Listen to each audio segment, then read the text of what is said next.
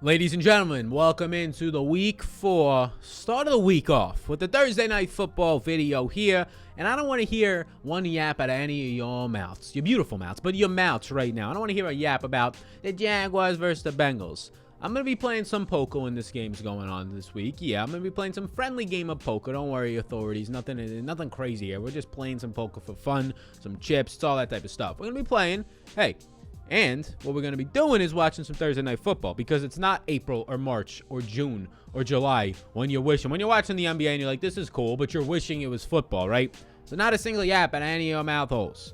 So how you doing? Hit the subscribe button if you appreciate this content, because we're going to go through every single player that's probably going to be on the field for this game, some scenarios laid out in case of injuries, right? And we will be live at 6 p.m. East Coast time on Thursday to answer your questions, to go over what I'm looking like in my 150 max lineups, the captains that I like, the ownership, react to some news and things like that, and what is the optimal way to approach the slate with leverage plays, all this stuff. You can check it out on Patreon, by the way, if you don't want to wait for that as well. But that's what we're going to be doing this week. So be sure to hit the subscribe button. Notification bell will let you know when we're going live as well. So let's slide on a late night, shout out Drake right now, into what I'm looking like early on. So T. Higgins is at the top of the screen now. And I'm recording this video on Tuesday afternoon because my Wednesdays are set up a different way. So we got to get it out. Don't worry about my schedule, all right? To each their own. But we're recording this on Tuesday afternoon. The information that I currently have right now is that T. Higgins has not played, obviously last week, we all know that, but he has not even practiced either. And now on Mondays, they're considered a quote-unquote conditional practice, which just means it was like a walkthrough, and T. Higgins did not take part in the walkthrough. He's dealing with a shoulder injury. We'll see if he plays or not, but he's only $8,000. And if T. Higgins does indeed play in this game, I like him, because through 2 weeks, and really only 6 quarters, because he got hurt in the first half of week 1, if you remember, through 6 quarters with Joe Burrow, he has 15 targets through 6 quarters. Now compared to Jamar Chase and Tyler Boyd in those first 2 games, where they got an overtime game in one of those, so 9 quarters of play, he's leading both of those guys by like 5 targets. He's leading them in red zone targets in games where they've played, and he's had 10 receptions, 118 yards, and 2 touchdowns.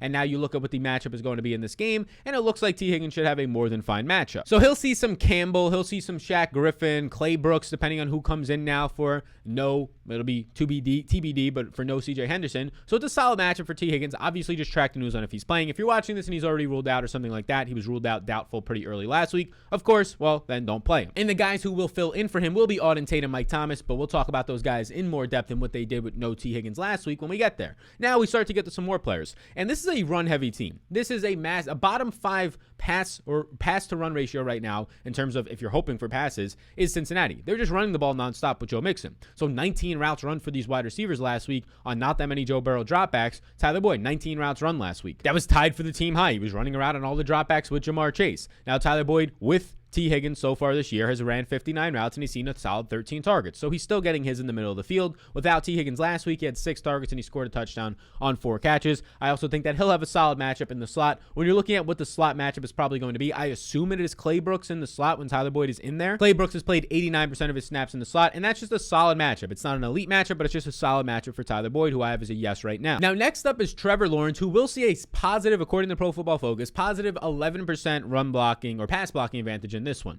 He's been bad. Look, there's no way around it. He's been bad. Week 1, he had over 300 yards trying to play from behind, but he has a 54% completion percentage, 223 passing yards per game. He has 5 touchdown passes to 7 interceptions, one of the worst pick 6 throws you'll ever see last week on like a flea flicker, but then he comes back and he throws a really nice corner fade to DJ Shark, one of the best throws in the back left corner of the end zone, one of the best throws that we've seen so far this season from any quarterback, let alone him. So I think Trevor Lawrence looks good. On my Patreon projections, you can get my projections linked down below, ownership projections, rankings, optimizer, Discord access for now 900 Patreon members, record-setting year. Come join the community. We'll welcome you home with open arms. We'll hug you. We'll spank you on the back of the head and say, hey, fella, hey, paisan, welcome home. So I have Trevor Lawrence right now projected as the 3rd highest projected player, and obviously as a quarterback, he's going to get a lot of opportunities. That makes sense. So Lawrence is firmly in play, especially when you consider he's $1,200 off of Joe Burrow's price point, and Joe Burrow is not on a pass-first team as much as we want it to be. So relative to Joe Burrow, as of this recording, on the live stream, you'll get to see my final exposures and kind of how I'm using it as a leverage play. But as of this recording, without knowing total ownership and final week ownership right now, I like Trevor Lawrence more than Joe Burrow because of the price discount you're getting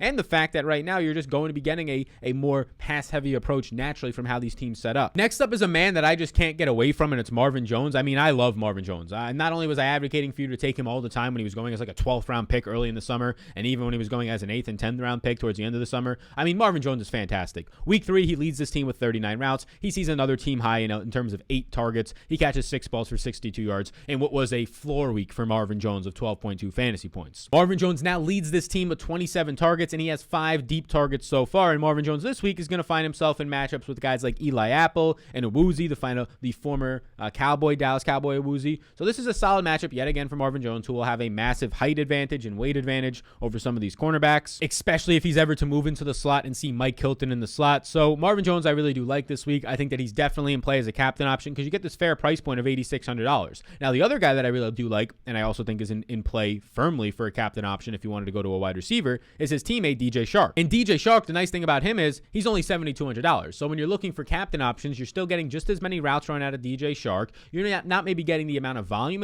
out of him.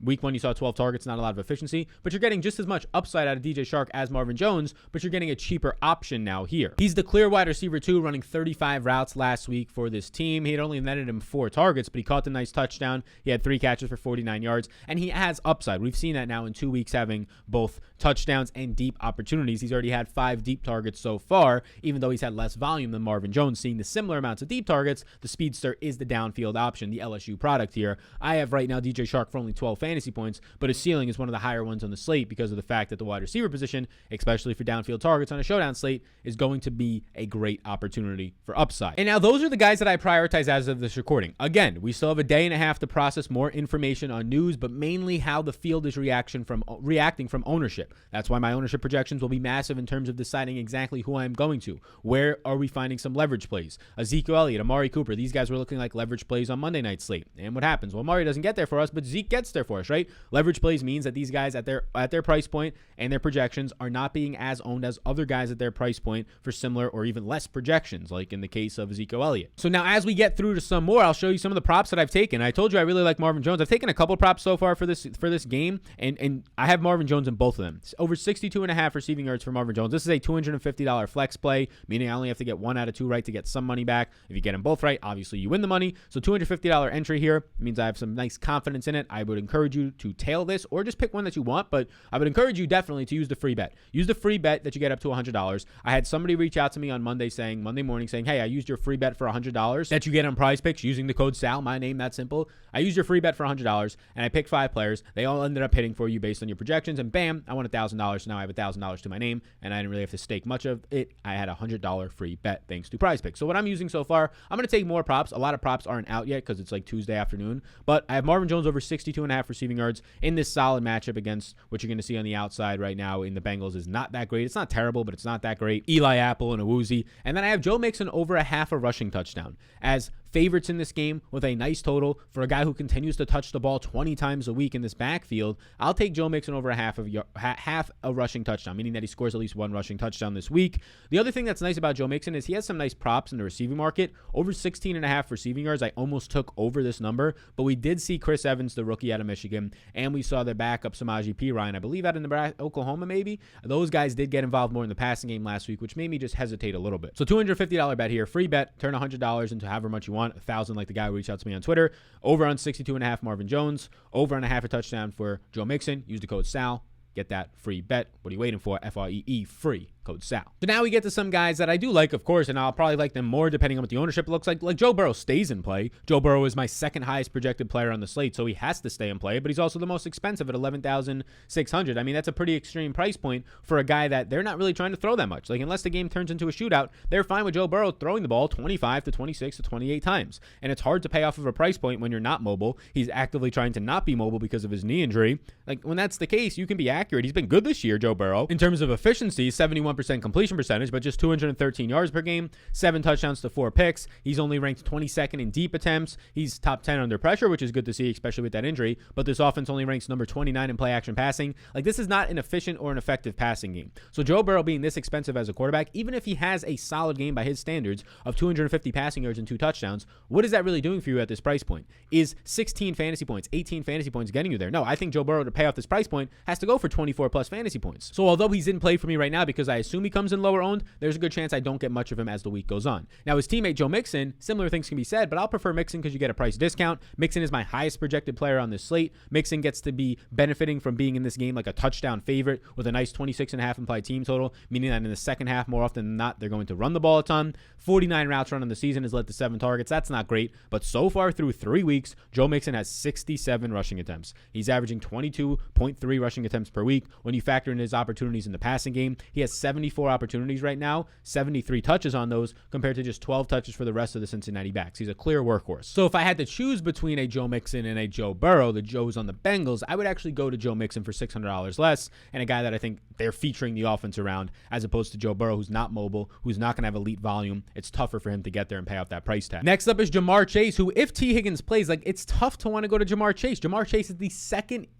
luckiest wide receiver in fantasy football right now, if we want to use the word lucky, based on if you look at his fantasy points per expectation, meaning that he's likely to regress. The only guy who's luckier is Tyler Lockett right now, based on per their targets, how many points they've scored. Why is that? Because of touchdowns, right? Jamar Chase has 4 touchdowns in 3 weeks. He had 2 touchdowns on just 5 targets last week. This is something that will not hold up as the season goes on, especially if T. Higgins, who's had more red zone targets, is active heading into week 3. Jamar Chase has ran 80 routes leading the team this year, and he's seen 16 targets. So you can expect volume here, but like the reason why we don't like Joe Burrow is he's not going to throw 40 times in this game, especially as a 7-point favorite. He might not even throw 30 times in this game. And that's not great for Jamar Chase. Like Jamar Chase at $10,200, if he's only going to see 4 to 6 targets in this game, can we really trust that at $10,200? Especially when you get a discount to T. Higgins if he plays of $2,000+ for a guy who has more volume than Jamar Chase when he's playing, or Tyler Boyd, who really has more volume as well than Jamar Chase when they're playing, but just doesn't get in the end zone as much. Got in the end zone last week though. So that's my problem with Jamar Chase. I just take Joe Mixon. He's going to be the featured part of the offense. If I had to choose between Jamar Chase and Burrow, give me Chase because he's $1,400 cheaper, and Chase getting to 16 to 18 fantasy points and paying off that price tag is much easier, in my opinion, right? Just one 50-yard touchdown, whatever it might be, than Joe Burrow getting to 24 and paying off his price tag. We start to get to these positions where it's the Bengals. By the way, hit the subscribe button if you're not already. The Bengals defense, the kickers, they're fine. The Bengals defense is really expensive though. Like I will put a hesitation that there's a good chance on Thursday stream I just play 0% Bengals defense. I actively fade them. I get why, like Trevor Lawrence is throwing a pick 6. Trevor Lawrence has 7 interceptions already. I understand why they're expensive, but I only have them projected for 7.4 fantasy points. You need a touchdown, and maybe then even more than that at this price point of $5,600. It's pretty steep. Kickers are fine if you want to get to one, and here's Mike Thomas and Auden Tate. So Mike Thomas and Auden Tate only in play for me if T. Higgins misses, but they're not even seeing a lot of volume. Maybe they should run more than like the 19 overall dropbacks of Joe Burrow week 3 is like an extreme outlier. Pittsburgh was terrible. They didn't really have to pressure that much on offense. But these guys basically split the wide receiver 3 reps with there being no T. Higgins. You saw Auden Tate run only 10 routes on 27 snaps in that game, saw 1 target. You saw Mike Thomas was even worse, just 10 snaps, ran 5 routes and saw a target. But they're dirt cheap. So if there's no T. Higgins, I prefer Auden Tate, who he didn't start last week. He was the first 3rd wide receiver on the field. They actually started with a 2 tight end set of Drew Sample and CJ Uzomah. But Mike Thomas at 600, Tate, they're only in play because they're cheap if T. Higgins misses. If T. Higgins is going to play, you're going to see probably no Mike Thomas, and you'll probably see Auden Tate in on a couple 4 wide receiver sets. He might run like 2 to 3 routes. So only play those guys, or only consider them if T. Higgins is out. If so, I would consider Auden Tate, but I'm not jumping up and down to get any of them. James Robinson is here with a positive 40% run blocking advantage this week. Finally was able to run the ball a lot last week, be the clear running back, a team high running backs, 40 snaps last week for Jacksonville. He saw 17 attempts to Carlos Hyde's 9 attempts, so Hyde just won't go away, but still getting volume. And he ran 15 routes. His 15 routes led to 6 targets. All 6 of them were caught for 46 yards. So he saw last week James Robinson, the 20+ points, a top 5 finish out of him, but he's expensive. His team only has a 19 implied total. He's a touchdown underdog, a 7.5-point underdog, and that's nice because he'll run routes, so maybe he'll steal these 5, 6, 7 catches, which is strong. That's where he pays off this price tag more times than not, in my opinion. He does have a good matchup on the ground, a positive 40% run blocking advantage. This Jacksonville offensive line has actually been solid, not elite by any means, not top 10, but it's been solid, middle of the pack. It has not been bad. It's slowly just progressing over the years.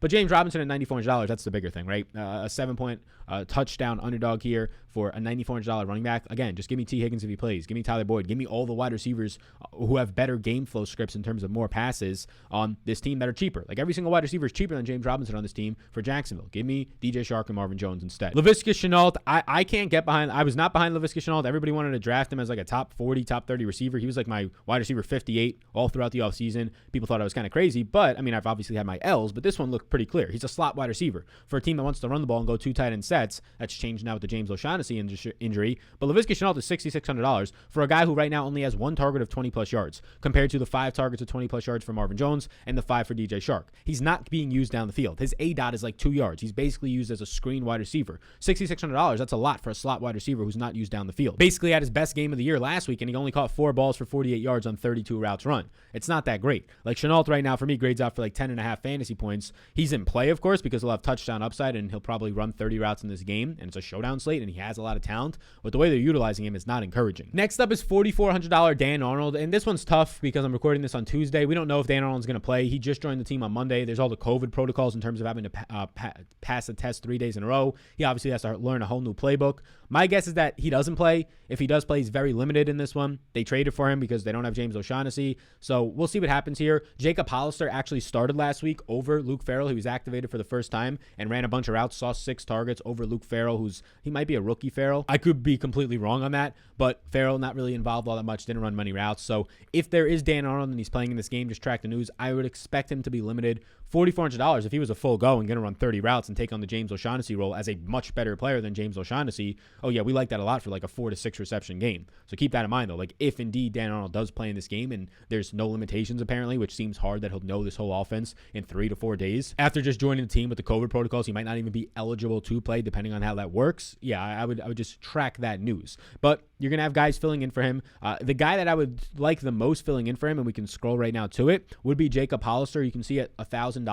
Hollister, he ran a decent amount of routes. Like he played in that last week. He started. He saw by far the most snaps, playing 45 snaps starting the game, seeing 6 targets. He ran 28 routes. So yeah, we already have seen that Trevor Lawrence likes targeting his tight ends through 3 weeks, a small sample with O'Shaughnessy, and now with Jacob Hollister. So if Arnold is ruled inactive for this game, expect Hollister to start over Luke Farrell again. Luke Farrell, who only ran 8 routes in week 3, led to 1 catch for -1 yards. He is by no means in play this week. So Hollister looks good if there is no Dan Arnold. And to close out the rest of the guys who are playable, it's just the Jaguars kicker and defense, sure. And then Carlos Hyde is at least worth mentioning because you're trying to find value on this slate. I do think there is some solid value, mid-range value mainly, but Carlos Hyde will touch the ball. We already know that. Like Carlos Hyde is going to touch the ball 5 to 6 times in this game with the upside of touching it 10 times if the game stays close and they can run the ball. So at $1,800, yeah, Carlos Hyde might have 8 carries for 40 yards and it's not worth anything, but he could also have 7 carries for 35 yards and a touchdown, and it is worth something, right? So he's just at least in play. He's not a priority play for me. He is projecting out for 4.8 fantasy points at $1,800, which on a showdown slate actually looks solid. Other than that, though, there's a bunch of no's on here for me, guys that are barely stepping on the field. CJ Uzomah, in my opinion, is just overpriced. Like he'll run 15 routes in this game, maybe 20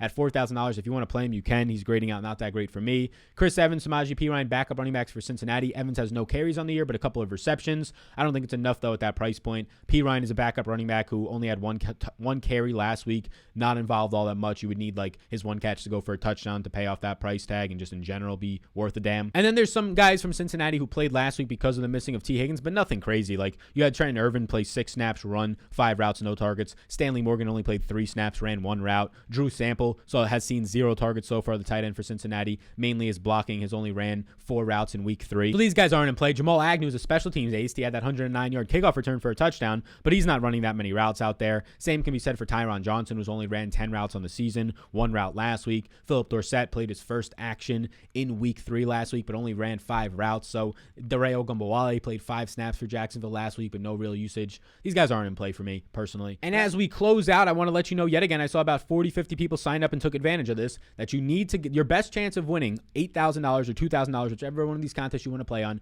is on SuperDraft. It's not even close. It's on SuperDraft because these contests are only filling at an 80% clip, 70% clip, depending on the day. What does that mean? Well, if this contest fills at a 70% clip on Thursday Night Football, right, this $8,000 first one right here on SuperDraft, that means that for easy numbers, say 1,000 people can enter in this contest. It only fills at an 80% clip. You only have to beat 800 people out of the 1,000. If you get 1 point in your lineup, which I assume you will automatically beat 20% of the field. Compare that to DraftKings. If there's a 1,000-person contest, I guarantee you it fills all 1,000 people because DraftKings has $4 billion in marketing budgets over the past couple of years. That is definitely going to fill. you're not going to have an edge there. You're going to have to beat 999 people to win $8,000 on DraftKings, whereas on SuperDraft, you only have to beat 799 people for the same exact buy-in because the contests don't fill because they don't have the marketing reach. They're getting jabronis like me to create their marketing reach, but that's an advantage to you because you're actually seeing or listening to this podcast or video. So get in the Hail Mary, the Super 8. Use the code SAL. If you want $20 to play with for free, you get a $20 credit on the code SAL.